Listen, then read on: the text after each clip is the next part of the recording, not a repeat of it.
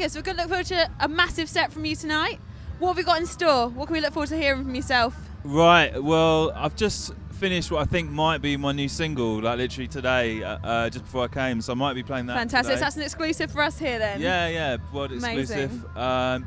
Got lots of new tunes from all my friends, a couple of tunes from Skrillex I'm looking forward to playing, and loads of other people's music, so I can't wait. Tell me a bit about yourself then. Obviously, like, you're signed to like Ram Records and everything with Andy C and the rest of them. How's that for yourself?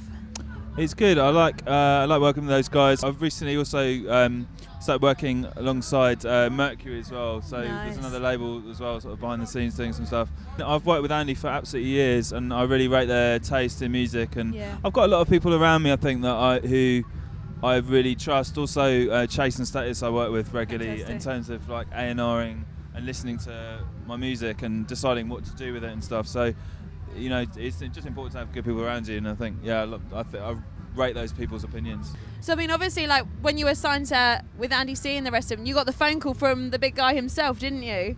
Yeah, Andy called me up. My mate actually gave him a CD when he was drunk, and he didn't tell me that he'd given Andy the CD, so I sort of got a call a week later out of the blue, kind of half thinking it was like a piss take or something. Yeah, must have been like, is this real? So it's pretty amazing, yeah, it's nice. And the same night when I sort of worked out, he's playing at Fabric tonight, so I was like suddenly like called him back, got a guest list, and went to Fabric to hear the tunes out in the club for the first time, so it's a pretty cool day. So, I mean, in terms of the music you do, where would you find like your inspiration comes from? Inspiration usually strikes from quite random things, like I'll look on YouTube for music and come across things that I like and try and maybe work out how to play some chords of a tune that I like, and that will start an idea. You know, it can come from anywhere really, or a sample of some vocals from somewhere or something, you know, but it's inspiration strikes in loads of different ways, basically. Back in the day, before it all like hit off for yourself, what kind of things were you listening to kind of get you inspired to become a DJ? To be honest, when I started doing this, I was basically just listening to drum and bass. I mean, when I started releasing records, I was really heavily involved in the scene and stuff. I think now I'm much more. I looked at loads and loads of different stuff for inspiration. So I listen to lots of other dance music. Yeah. I basically love a lot of different electronic music. I listen to a lot of house, and try and just get influences from outside of the genres that I operate in. So where was your first gig? Actually, I started pretty much all my first gigs were in Guildford, right where we are now. My friend started a student drum and bass night, and I was a couple of years younger than him. So when I was about 16, I used to come and play at the Student Union here. And how were the crowds for you back in the day? Were they like still excited as they are now? They were minute. Probably like 10 people, sort of, I don't know, 20 people. Do you know what I mean? It's a tiny little thing, but it was nice for me to get the experience of playing in front of people, and because it definitely takes practice to get good at that. So it's nice to cut my teeth somewhere, basically. So did you like teach yourself to DJ? I had some friends around me that were DJing, so I picked up bits and pieces off them, and then producing I basically pretty much just self-taught, and it's just experimentation really and playing around with it. As most people who sort of get into it will know, it's just so addictive when you start. You just kind of want to keep doing it, basically. Do you get like a real buzz from it then when you're like creating something new? You like get a new sound, you're like, yeah, this is definitely the way I want to go. Yeah, it's really exciting when you've got a new tune that you've just done and you go and play it, and people like.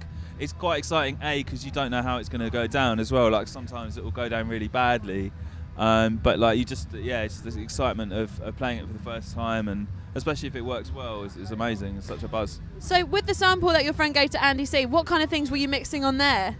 Well, it was 3 tunes that I'd done, and they were all drum and bass tunes, and they were sort of all different styles, basically. One was a jump up tune, one was like a more sort of chilled one. Yeah. And it was nice because I'd sent stuff to other people before, but basically he initially decided to sign all the tracks straight away, so it was nice for someone to be quite decisive and just go ahead. So it's quite overwhelming when it all happened for you then? Yeah, it was, I guess so, yeah. It was a great thing, and we just moved on from there. But it's a long time ago now, it's about 7 years ago, so. But I mean, it's all still exciting, it's all still like new, and obviously like dubstep thing coming in now.